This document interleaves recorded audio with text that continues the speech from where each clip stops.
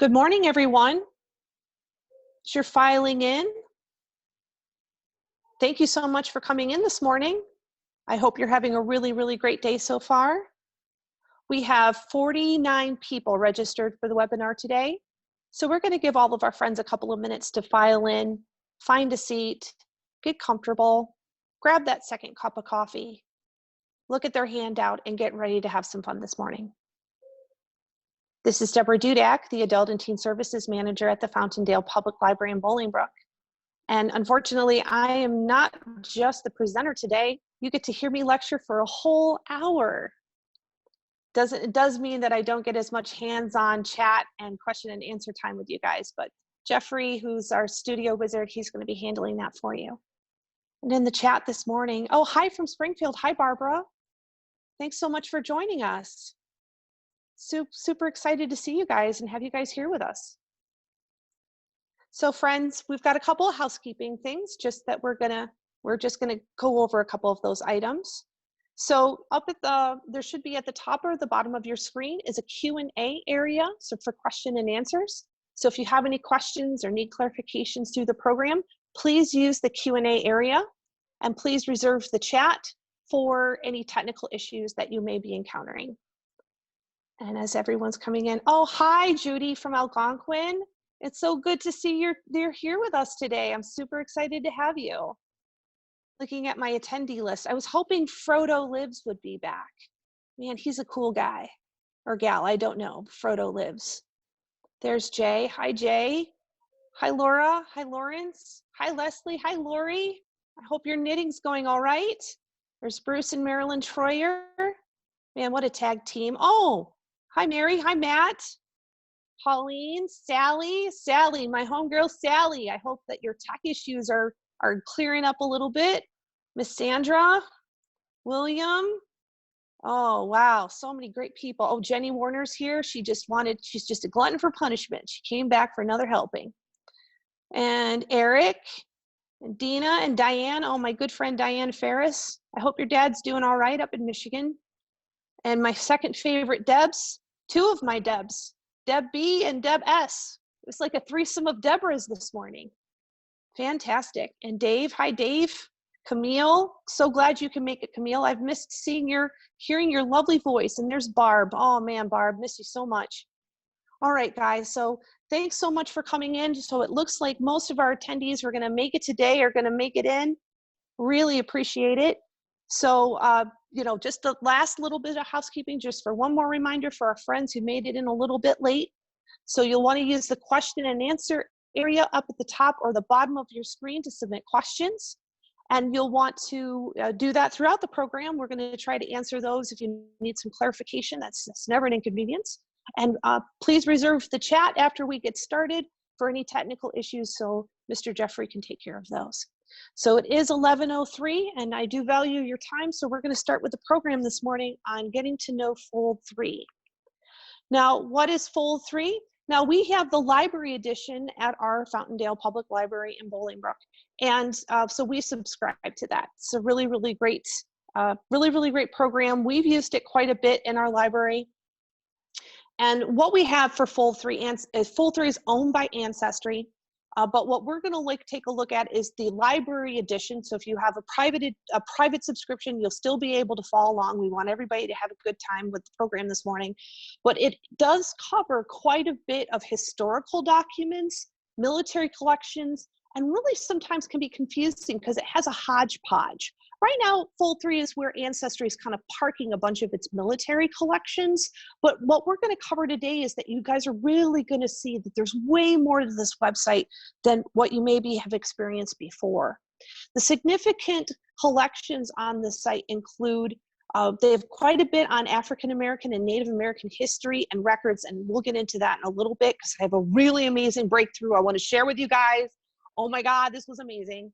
All right, so then there have a ton of Civil War. So I know I have a bunch of friends who are researching Civil War, a bunch of my friends who are just getting into World War I like me. We've got some World War I records. And then they have some really beautiful US Federal Bureau of Investigation records, which if you've seen my lecture on Spies Among Us, which is about the American Protective League and the FBI during the First World War, that's where they have a ton of like old German, stalking German national records. And it's really, really fun to go through. But Deborah, the other, yes, sir. we actually had a question. Are there any Mexican war pensions available anywhere? You know what? Let's double check that, because there are Mexican war pensions that are available, but actually, you know where you guys can get those? You guys can actually get those through FamilySearch using the U.S. Veterans Administration Master Index, which is available online from 1917 to 1940. If you can't find it in there, you want to contact the National Personnel Records Center in St. Louis, because they have them on microfilm going back to 1911. And not only do they provide Mexican War and Civil War pension information, but they also have it available where they can actually scan that Veterans Administration card and send it to you. So it's super duper easy to use. So use that. If they're not in the 1917, because they already passed, try the one at the National Archives, because those go back to 1911. So I hope that answered your question. I know Mexican War is super fun and super underrated, just like the Spanish-American War and the Philippine War. All of those underrated, less than sexy wars, I think are great. So yes, we're going to get into a couple of those as well, but thank you for the question. So here's a couple of, on Fold3, here's a couple of the significant genealogical collections, which we're going to just kind of run through. You guys will see this on this regular site, but I want to take you to a couple of the concepts that we need to go over today. Number one is that this is in your handout. I'm a very visual learner, and I want you guys to be able to see that at the top, we've got some options, a lot of options. A search option in the green circle, the browse option in the blue circle, the memorials area and the yellow circle, and the help area up in the purple circle. Then on the left-hand side, you're gonna see the browse military collections by war, and then you can actually select that war and do a search. The number one thing that I get out of Fold3 is that people say searching is very confusing on Fold3, and you're absolutely correct. It's very different from Ancestry. And if you've been using Ancestry, whether the library edition or private subscription, you're kind of used to that rhyme or rhythm. So using other sites like Fold3 or Find My Past tend to be really a culture shock. But we're going to go through two strategies today. I don't want you guys just to use the dummy box at the top. Remember the dummy box where discover your family's military past with a first name and a last name. That's a dummy box. Only dummies use the dummy box, and you guys are not dummies. All right. And every single one of you here, I can hear Barb Spain chuckling in the background. None of you are dummies. So don't ever use the dummy box. That's to get people kind of, that's like a little bit, having people be a little ferret. Looking for that. But what we're going to take a look at today is that we're going to touch on searching, because searching is good. Browsing is way better on this site. Using a combination of browse and search, you're going to turn the frustration that you have with Fold3 into a success story. And we're going to go through that. So the first place that we go, when I go under the search tab, which was under our little circle at the top, you have the ability to do a first name, last name, and then get into this advanced search field. I like the advanced search field because of the little boxes that say sounds like. You want to click on those boxes, because even if you have the last name of Smith, does everybody spell the last name Smith, the same way? No, they have like 18 different spellings of the name Smith. And the same thing that we're going to take a look for is that underneath that, I want to look for a year range. So maybe my ancestor was only in military service for a certain amount of time. I want to see what they have. I can put my year range there. And then this is the part where Fold3 really stands out. At the bottom in the purple box is an area that said added in the past. And sometimes it's any time, but you can narrow that down to, I want to see all the records that you've added within the last week, within the last 30 days, within the last 60 days, within the last 90 days. So you're always able to go right to this advanced search area and get all the brand new stuff on your ancestor without having to go through and research everything all over again. I'm just going to narrow it down to the new stuff that's been added in the last couple of days or the last couple of months. So I'm not having to go back to it every week. Great. This cuts down. This is working smarter, not harder. Now, when we take a look, and I have an ancestor by the very auspicious name of Ezra Pope. Ezra, he's a cool guy. he was in the Revolutionary War. Yo, he's not in the list of veterans for the Daughters of the American Revolution, which means I have to prove him as a new patriot, which is super weird because he's in all of their books. If somebody's in the DIR, could you please, shoot me an email, because I want to know how that works and how you get somebody who's a veteran, like, actually in the database. Anyway, so I have a picture, I have a name, I put up here, I put Ezra Pope. And we have 346 matches. Now notice on the left-hand side of the screen, you can actually narrow it down by category. Ancestry does this too, and so does FamilySearch, and people don't use it. They normally scroll through a whole bunch of crap that doesn't have anything to do with their ancestor. And also in the middle of your screen, notice that there's a blue box, like purple box, that we're going to have, there's a time period. If my Ezra Pope lives and dies in Connecticut, before 1836, then why am I looking for an Ezra Pope in 2011? That doesn't make any sense.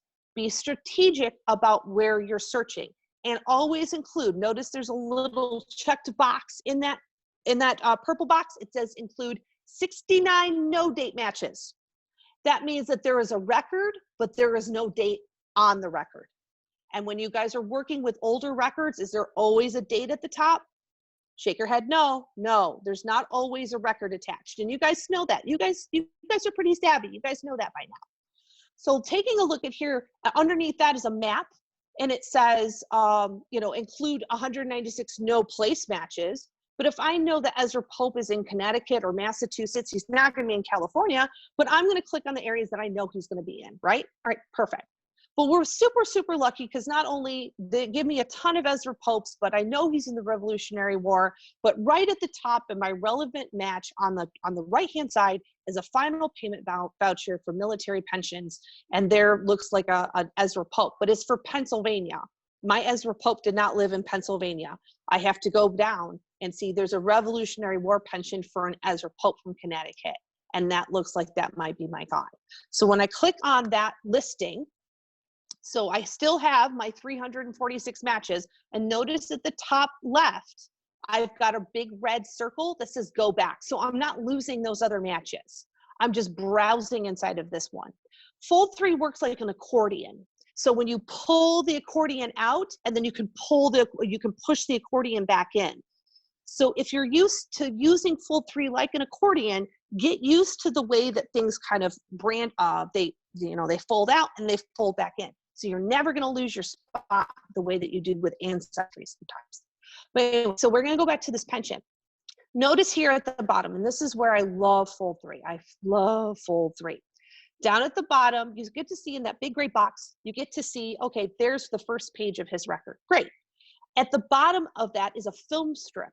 It says page 2, page 3, page 4, page 5. So I can actually see how many pages are in this file. And then at the top right, I have a big yellow circle around a big big red button that says view larger. I can actually go through and view a larger portion of this image. That gray box is just my first sandbox where I'm gonna go and look and play with this record.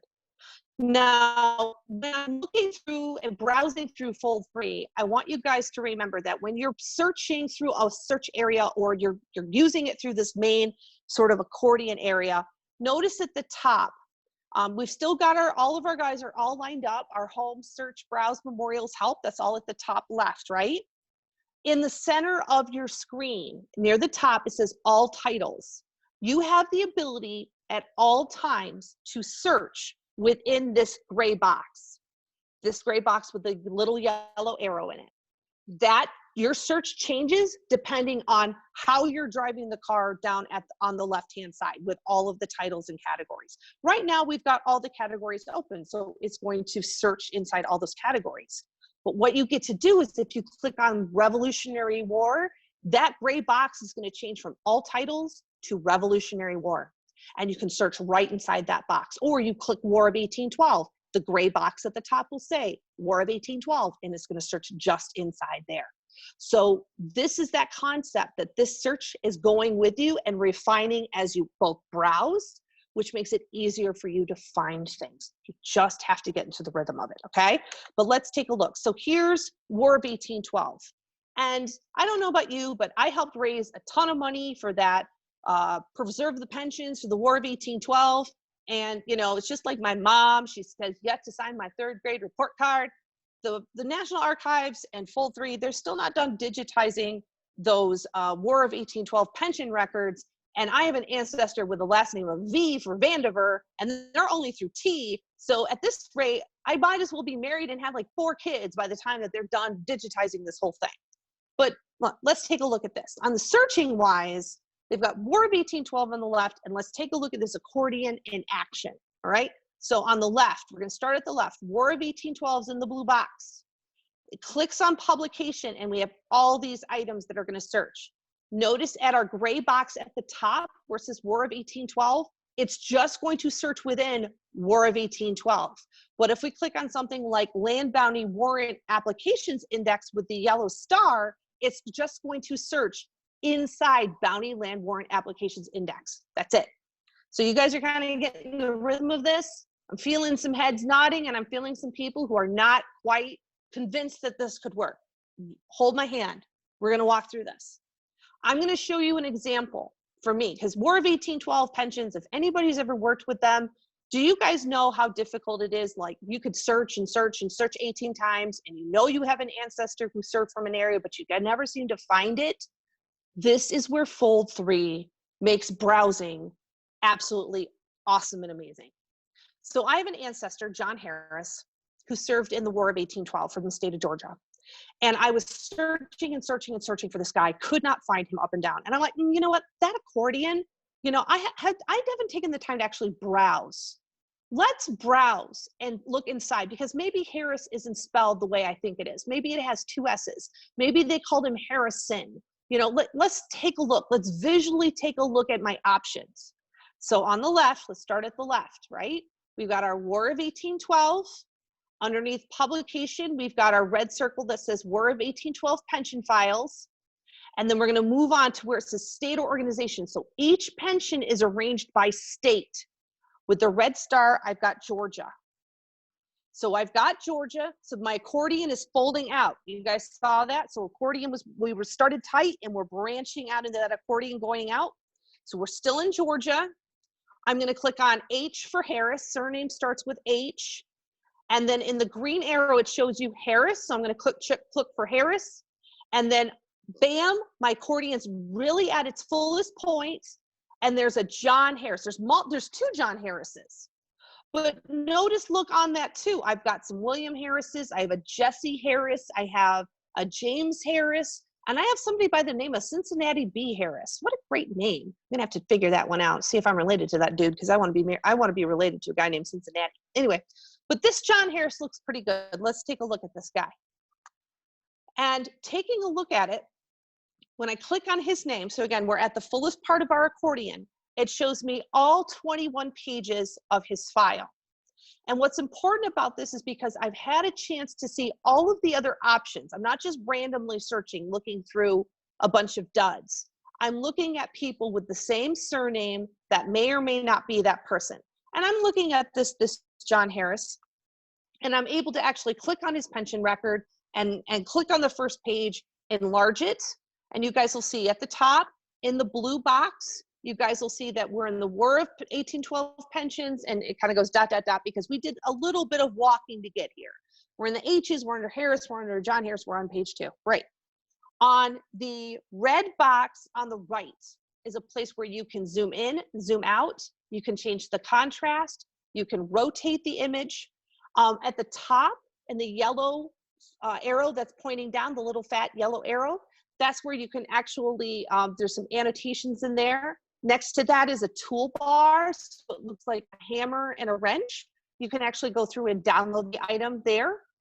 You have a bookmark option, and up at the top left, there's, if you have if you're working within a private Fold3 account and you have an Ancestry account at the same time, because sometimes they do those things where if you have Ancestry, you can get Fold3 for $12 a year, you know. That's my best radio voice. But so that's where you can attach this record from Fold3 into your Ancestry account. It does not work so well with the library edition, but I think they just added it in there just in case you ever decided to change your mind. And then up at the other little fat arrow at the top on the left-hand side, that's the back button. and that's going to take you back to that main big area that shows you all of the pages. So we're not lost. This looks remarkably simple, doesn't it? Like you've got a page turner at the bottom, you've got a place to see the film strip, you've got a place, an area for the eye to get your sources. But up here, again, I think that this might be my guy. I think this is my guy. I go through, I read it. Yeah, looks like my guy. I can download it using the toolbar. I can download it. I can print it. I can add it to a memorial, which is free for anybody, or I can share it with my friends because all of you are my friends. And if I was having this huge breakthrough, I would want to kind of gloat a little and just say, haha, I got something. This is so cool. And all you guys would be like, oh my God, that's awesome. And, you know, it's going to be we're all going to have a great time cheering each other through their successes. So do you guys remember what you really don't like about certain aspects of Ancestry? You know, this is one of them for me, is that especially when you're working with older records that aren't uniform, they kind of look like they're about to fall off a page, or somebody possibly had chewing tobacco on them, or the ink is, whatever. This is what really puts Fold3 separately from Ancestry. Because Ancestry can say, oh yeah, John Nettleton is on this page, but they won't highlight it. So you're kind of searching, kind of hoping that you know handwriting well enough that you can find this guy. Fold3 does it for you. They will highlight the person's name, and they will put the text translation underneath of it. And what's even better sometimes, guys, is that actually at the bottom of the page, you can actually see everybody who's listed. So it's a little bit like FamilySearch, but it's also I think it's built up more than it's a weird, clever hybrid between FamilySearch, the best of FamilySearch, but some of the record power of Ancestry in some of these records. And that's as if like FamilySearch and Fold3, FamilySearch and Ancestry kind of had a weird hybrid baby. That's what Fold3 is in this situation, that John Nettleton is on here. Now, what I also love too is that I can play with the contrast and see down here at the bottom, under those annotations, this is on that same page, mind you, that underneath the annotations, which is under that icon, you can actually click annotations and you get to see everybody who's on the page. And you can actually click through every single person. So if you're looking for collateral ancestors, if you're looking for neighbors, sometimes there's people of different ages on the same document, especially when you're working with things like Revolutionary War or War of 1812, because of militia groups and whatever have you. So those annotations, you don't have to go back and do a search. You can just click the annotations, the I button for those annotations, and see a transcript of everybody that's on the page. It takes so much work out, guys, because you're not having to run back and forth to a search engine. You can just click on the annotations and see everybody that's showing up on that document. Perfect. Fantastic. Now, this is if you have a private Ancestry account. So if you have a private Ancestry account and you have a private Fold3 account, I had to throw this in here just in case I have somebody who comes in. Yes, you can save it. If you're using the library edition, unfortunately, you're not going to be able to. So you can have the option. I do have an option to, it gives me the option, but then it says subscribe to Fold3 and get all of the benefits of a Fold3, Fold3 subscription. And I'm like, I have a library edition, but so for now, unless you have a paid Fold3 account, you cannot connect this to your Ancestry account. But there's nothing to stop you from downloading an image and adding it to your gallery on Ancestry if you only have an Ancestry account. Not that I would ever advocate that you would put something in a different place or put it on FamilySearch. You just do what your conscience dictates, okay? So adding items to Fold3, because yes, you can add things to Fold3, and you can do so by having a free Fold3 account. So I always tell people that sign up for a free Fold3 account that's separate from the separate from the library edition, because you can get on those email lists for when they have the free weekends for Fold3, which you also means that you can contribute to the site. It's difficult, it's a wonky situation because it seems to change as they've been upgrading Fold3. I've been able to sit very happily in the Fold3 library edition and be able to upgrade and add things to like the honor wall and some of the other contributions. And then all of a sudden that kind of stopped. And then for a little while I had it back again. So it's weird as they're updating what you're allowed and what you're not allowed to do. But I tell everybody, just sign up for a free Fold3 account because you'll get the notifications when the site's going to be have a free weekend. And when Memorial Day coming up, they typically open the site for Memorial Day, so you can go there and have an all-you-can-eat buffet of stuff if you don't have a Fold3 Library Edition access for your own local library. But this is what I added to with my free Fold3 account. You actually can go through and add information about veterans, and this was a big deal for me. This is my papa, my dad's dad. So I had this really great photo of him, and I felt that all the memorials, they do kind of automatically generate all these memorials from all of these different wars. But his looked, you know, when I finally saw it, it looked really forlorn, and I'm like, you know what, we can add some more stuff. Like, I should add some photos. I should add some other things. So I just started adding different photos and different things I found from his scrapbooks into his little area. And now it doesn't look so, you know, lonely.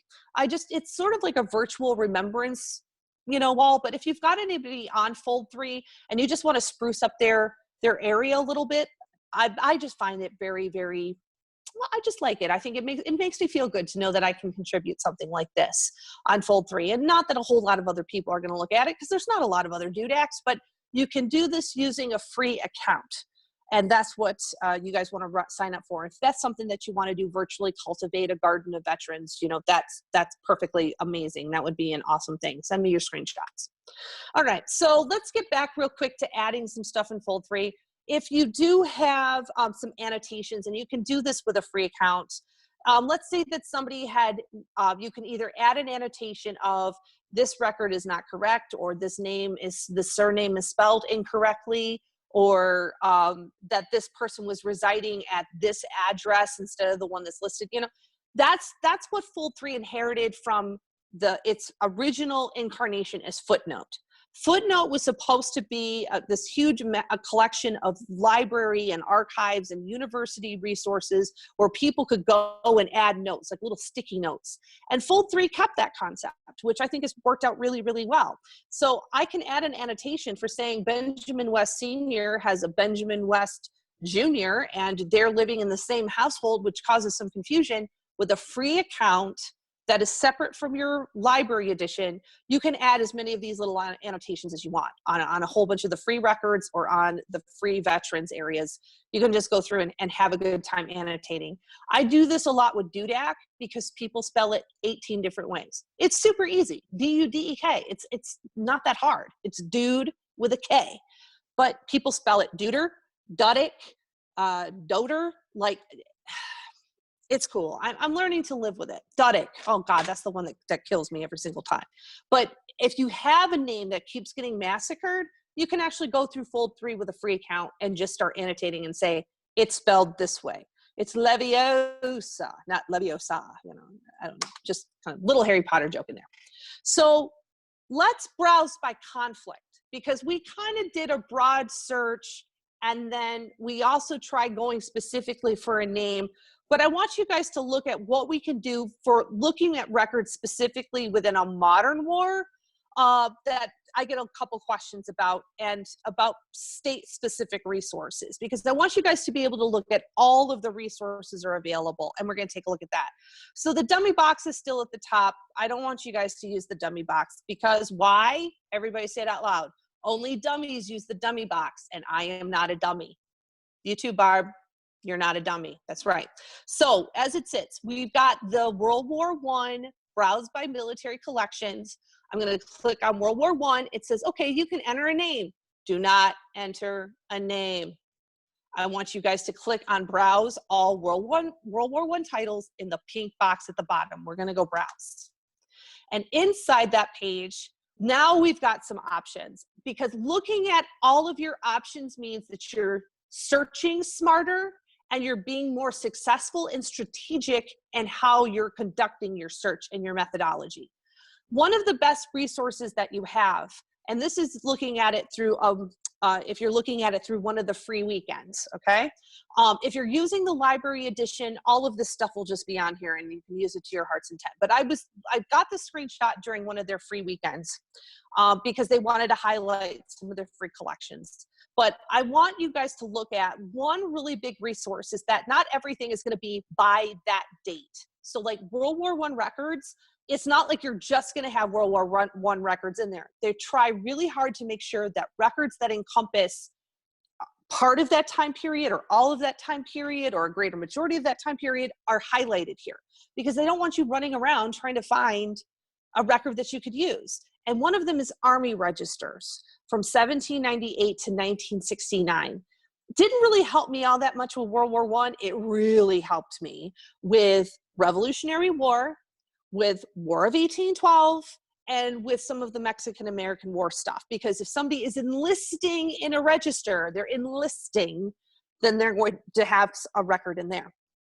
And then notice that it's all publication is by alphabetical order. So, and you guys will notice that if you're on a free weekend and they're highlighting the free collections, even if you're looking at this through a free account without a library edition, you guys will notice that you still have access to the free items that are on here. Fold3 is great just to take a look at for just the free items. Here's what's within our World War I area. And I want you guys to really pay attention. I've got them in green. So the yellow stars are for items that I think are just fantastic, amazing resources that everybody should be using.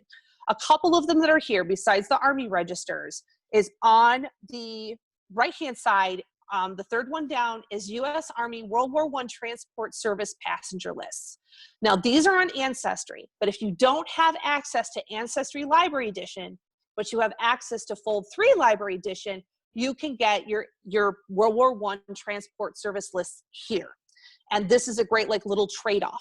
They're also, Fold3 is the only area that has this U.S. Expeditionary Force North Russia records, which if anybody's familiar with the polar bear regiments, some of those guys are from like Minnesota and Wisconsin and Michigan because the government's like, well, we're going to send you to go fight in Russia because when you were born, your parents threw you in a snowbank and you should have been acclimated by snow by now. So go out there, kick butt, take names, and make us proud. So, those records are here. They're not on Ancestry. But notice that there's some state records, and those are in the green. We've got, starting on the left, we've got Connecticut World War I service rosters, the Adjutant General reports for New York and their military museum photos, and then the Ohio soldiers' grave registration cards, and then the World War I New York Army cards. Now, I do a whole other lecture on World War I research, but I'm just showing you that within those records of World War I, World War II, you might have multiple countries that have access to records, but you can kind of pare it down to exactly what you're looking for, which is just US stuff. But remember, it's not all going to be called US. It's going to be Ohio, Connecticut, Navy, Marines, whatever have you. I do have something for my friends over here who have our Navy or Marine ancestors. I want you guys to take a look on the left in that blue box. This is for you. This is the Navy Marine Corps officer registers, which may or may not be helpful. The big one is the cruise books, which is at the bottom, the Navy cruise books. From 1918 to 2009. I think it's basically like a yearbook. Those are really, really cool records. The other thing that they have that's free on the site, so if you don't have a Fold3 Library Edition through your library, but you still want, and you're stuck using the free account, you have access to the World War I panoramic unit photos. These are free to everybody. So as you're doing World War I research, people don't look at the photos because they're thinking like, oh, I just want records and I don't even know what to look for anyway. And why does it really matter? Because these photos are amazing. They're huge. They're high quality. You can download them with no questions asked, no problems. And on the backs of a bunch of these photos, somebody took the time to write everybody's name in. It's not like that for every single photo. Some photos, like the ones at the Provisional Company Motor Battalion, they didn't have as many names. I think they had a couple of people who were named. But the ladies at the top for the U.S. base hospital, all of them are named on the back of the photo. And that's amazing if you've got anybody who was in that hospital and now you know all the friends and the cohorts and the office type of people that they were working with. Really, really great stuff. Non-military records, because people even though Fold3 is marketed as a military records depository, there's so many more records available of a non-military nature. And this is what you guys got to have. This is what you guys totally have to look at. Some of it looks like a repeat of Ancestry a little bit, but then other stuff is completely unique and that you will not find it. Or you'll have one part on Ancestry and then one part on Fold3. So here's the vital records for underneath it on the category on the left. You guys will see there's all titles, Revolutionary War, bam, bam, bam, bam, war, international. And then you'll have non-military records. You have to click that category for non-military records. And then it kind of regurgitates all of these records that maybe seem overwhelming. But scroll up, scroll down, and go take a look. And again, this is that accordion. You have the ability to click back on the previous category or click back on the previous listing at any time to fold your accordion back in as opposed to stretching it out. Under vital records, which this may or may not help anybody, Texas birth and death records, Massachusetts vital records, and then Cuyahoga County vital records. I have ancestors from Cleveland, Cuyahoga County, so I had a great time. The other two did absolutely nothing for me. Or if you're looking at this and saying, okay, these do absolutely nothing for me, but at least if you have somebody who's saying, oh, you know, I'm having a hard time finding Texas birth and death records, send them to Fold3. Whoa, the Native American collection. This is where I had my breakthrough, guys. You guys, this is great. This is amazing. It was like genealogy Christmas when I found this. Okay, so the Native American collection, which really people really don't either know how to use or they're unfamiliar with the type of records that are available. And I can't go into like a huge production about if you have Native ancestors, because you can't judge Native American ancestry by somebody's cheekbones, somebody's hair, a family story, whatever have you. It kind of boils down to your family being at a specific location during a specific time period and with records that may or may not be there based on the availability over in that time period. My grandmother's family is from a tiny mountain town in the foothills of the Blue Ridge Mountains called Helen, Georgia. And doing their research, they have been there since at least right after the Revolutionary War, and in some instances, a little bit before the War of 1812. And what was interesting is that I had gotten something. I looked at these before and I was kind of saying like, oh man, my ancestors, they're, no offense, they're just up in the mountains surrounded by bears, like even though they're in the right location at the right time period, I'm really not sure if they were the type of people who either had good relations with their native neighbors, or if they were marrying into that. I don't really want to touch that with a 20-foot pole. But then I got something called, I had a collateral ancestor through Ancestry who applied for these enrollments of Eastern Cherokee by, it was like a payout from the federal government. This is called the Cherokee Application Claims Records. And the index is on Ancestry. And I said, okay, but then this Charity Caroline Woods, which I was like, was a collateral ancestor. I think she's like my third great grandmother's sister. And I said, like, oh, I don't know, man, like that's pretty far-fetched. That's at least, more than 150 years. If we're looking at that situation, how good are the records going to be? And why isn't her sister, my third great grandmother, why isn't she involved in any of this? And I actually clicked on the record because you know how you search all the time and you can never find anything that you're looking for? I went back and I searched that Ancestry database for this pension, I'm sorry, not pension, but the application claim number, which is over on the left. You'll see 19990. There's Charity Caroline Woods, and I found her. But then I stopped and I'm like, you know what? Just like the census, we're going to read the page. We're going to read the page before and we're going to read the page after. And like two listings under Charity Caroline Woods is a listing for Dissa Milvinia Adams and her 3 children. And I'm like, Dissa, I'm like, oh man, either that was the name that she was going by or that is a different spelling of the name Dicey Milvinia Jones, which is what I had, or Dicey Milvinia Adams.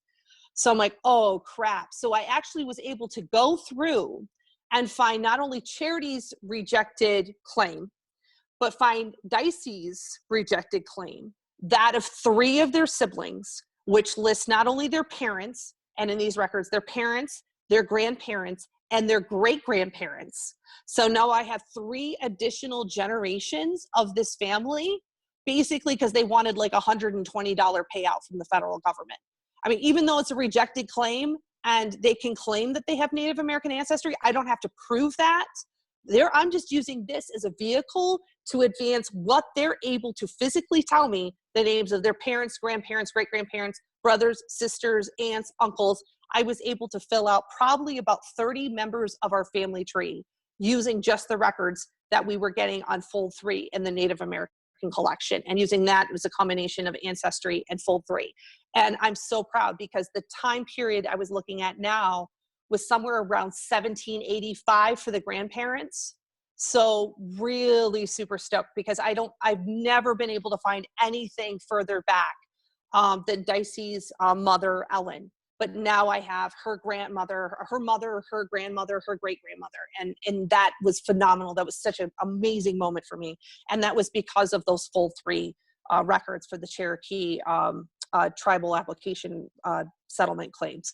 So let's go back to city directories. So here's some other items that you have that, yes, you want to use the city directories on Fold3 in conjunction with the city directories that are free on HathiTrust and on Internet Archive, and that are also available on Ancestry. So in between those, don't just look at city directories, look at rural directories or farm directories or business directories. Now, Fold3 has a huge selection at a time where you couldn't get a lot of those city directories other places. They have them, and they have them for Chicago, I believe. Chicago, and this is where I was going for the longest time, that the Chicago ones go from 1839 to 1923. And this was at a time before Ancestry offered them. So that to me, I still go back to it saves you a trip to the Newberry. If you need to get something that early after that, the Newberry has paper city directories and phone directories that I think go into the 1970s. So those are cool. So that's another way to kind of supplement your research. The other bit too, or when you go under a city directory works the same way. So if I'm looking for a city directory for Fort Wayne, Indiana, I have a city directory for Fort Wayne. It gives me the year. So again, this is my accordion folding, we're pulling out our accordion. I can click under that year of 1910 and it will search up in your gray box with the yellow box. There's that, this type of search. I can search for a surname inside an individual city directory, or I can click on the city directory page and just browse the page. Either one is perfectly fine. What I've noticed, the OCR in these city directories are not nearly as accurate as some of the things that Fold3 has been able to do with people actually physically arbitrating the OCR. So, those are some things to kind of keep in mind. A couple things about newspapers. You're in a good place emotionally. If you're like from me and your family's from Fort Wayne, there's a couple other ones, not too many, for a couple other, I think Atlanta, Chicago, the Chicago Tribune. If your library doesn't subscribe to the Chicago Tribune Historical Archive, you can actually get up to 1923 on Fold3 Library Edition. Kentucky, yeah. If you have ancestors from Kentucky and can't seem to find their newspapers anywhere, it's because they're hiding on Fold3. These are just a couple. I want you guys can watch this as the recording. You guys can have some of these that are in your handout. My personal favorite is the Crittenton Press or the Paducah newspapers, because who doesn't like the Paducah Weekly Sun? Just a real quick search. If you're searching within a newspaper, you can search, they will give you the option to search with as a name, as a keyword, or as a location. So please play around with using a combination of these, and you can stack them. So you can search for a name, Rhodes, and you can search within a location of New Holland, Georgia, and you can try to kind of narrow down your search there. But again, the OCR can be kind of titchy, but give this a try. Search just for names, and then search for locations, and then try stacking them on top of each other, because this is an option that you don't get with the regular Ancestry or from newspapers.com. Well, when you get a chance to get the newspaper that you're looking for, the page that you're looking for, that accordion again is going to fold out. You get a really good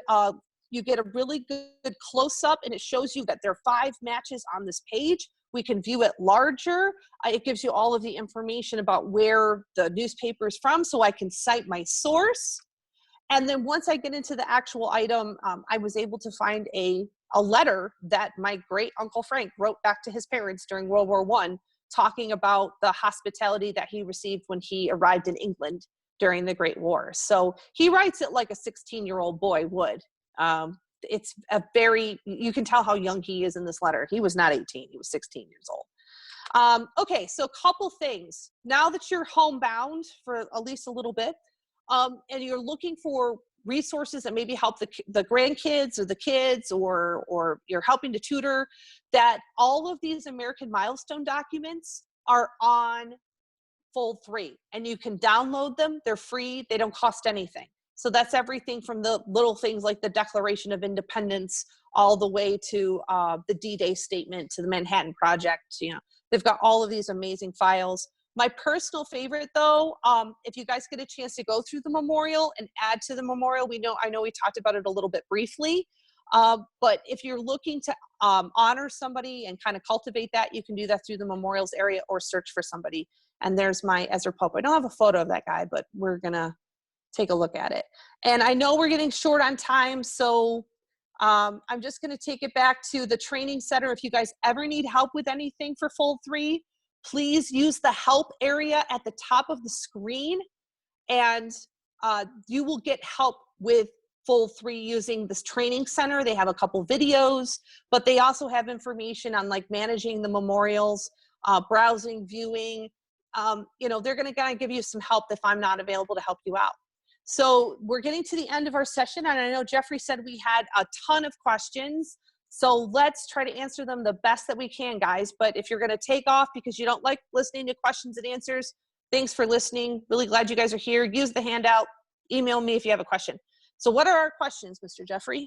There seem to be a bunch of them related to the city directory. So both, or rather Pauline, Marcia, and Leslie all asked, what was the other location for finding those city directories that Okay, perfect, great. So city directories, I want you guys to go to Internet Archive, which is archive.org.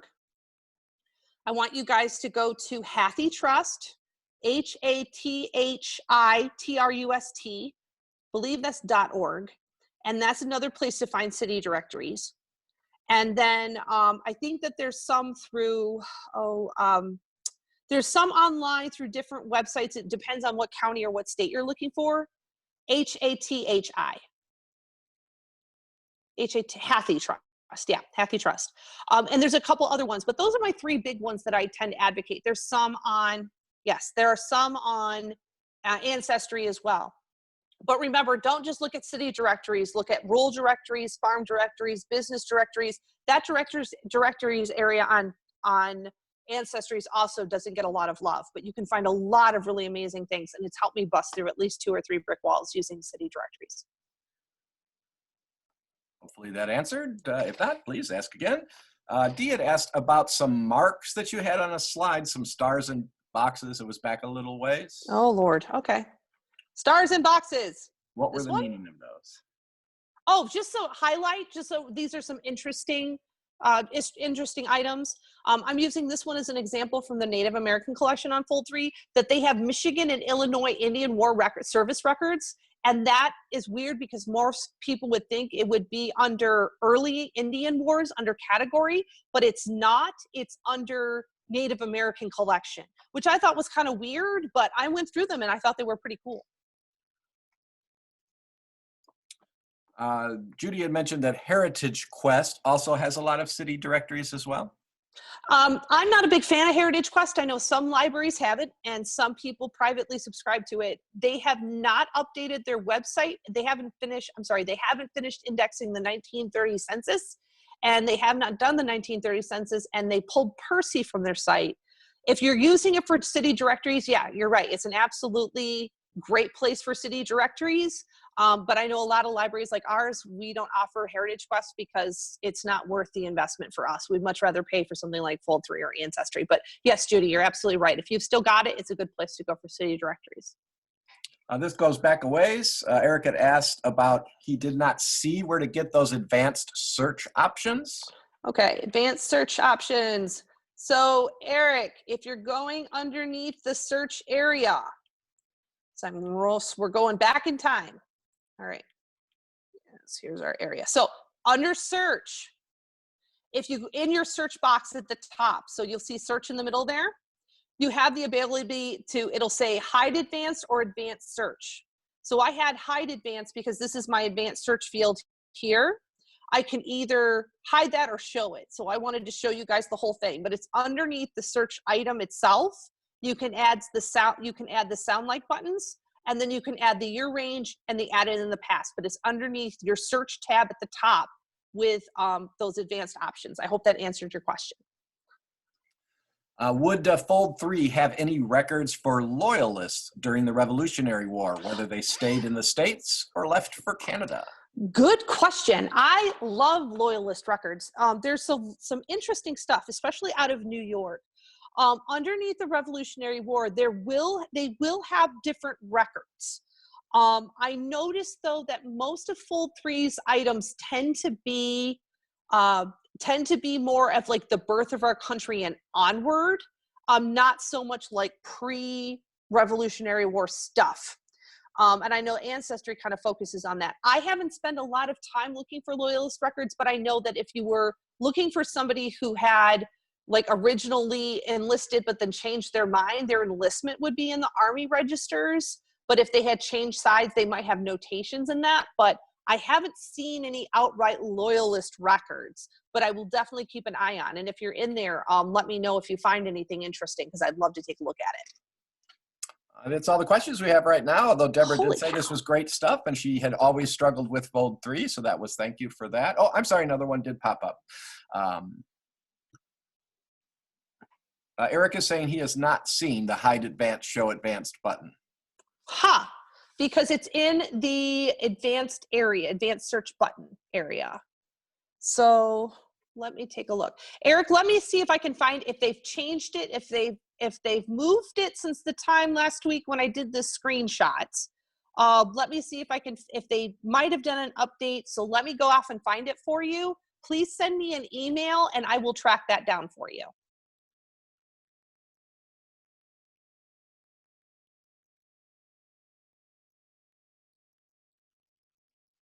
I believe that's all the questions we have, Deborah, right now. Oh, okay. All right.